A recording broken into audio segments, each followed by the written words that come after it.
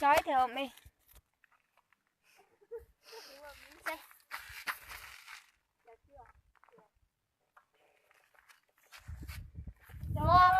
Cho mơ gậy ôi ôi. Ghê quá. Nó lủng sao thì chứ. Tao vừa mới ăn thịt dừa thôi. Không cần này. Con chị chứ mà cần gầy nữa hả? Cần gầy mới thấy bọn mày chứ. Tao quay đứa trong cầu cho mày. Quay đứa trái tim. Đây xin mày. Cả gia đình tự phát. Đúng rồi, môi nói gì hả? nhả thế rồi. Không xem chó không? Chó thì. Tao chưa.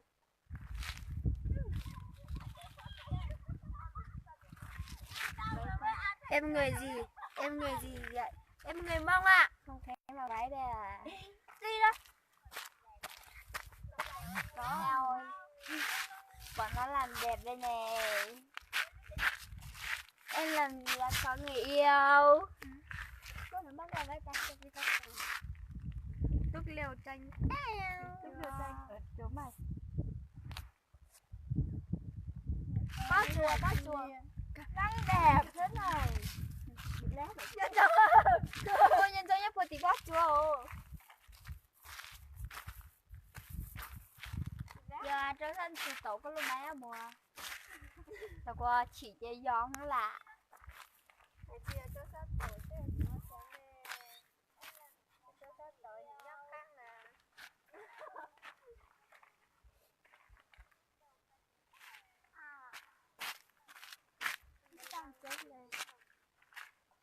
Sao ăn chơi rồi có đâu ấy thả cho ấy.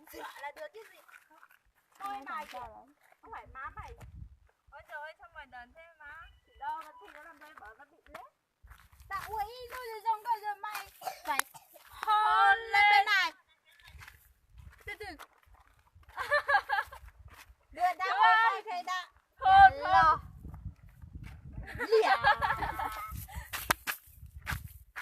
Có này lên mà phải có sao sao mà. Đây có cho anh là thích sư phụ. Đi đâu được bây giờ. Cái nhà đàn na thở.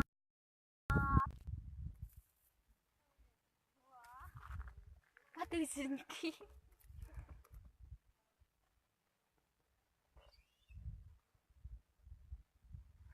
Wow, gái ở đâu thế? Người ta kêu gái ở đâu kìa?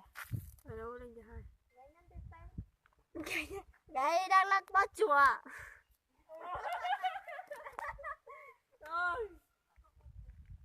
Ôi, nó khóc. Ai da khóc. Wow. Thôi, nó còn nhỏ thì nó săn cho nó. Đây là một người lớn. Mày chơi cho con biết làm gì.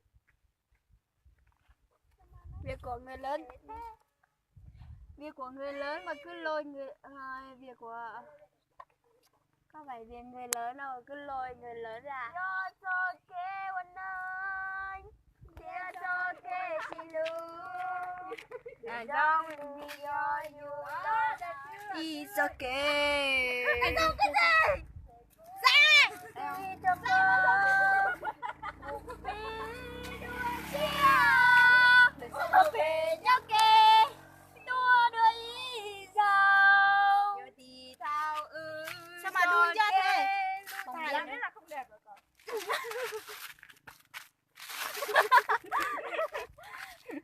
Mời thế này mà phát trực tiếp như điên.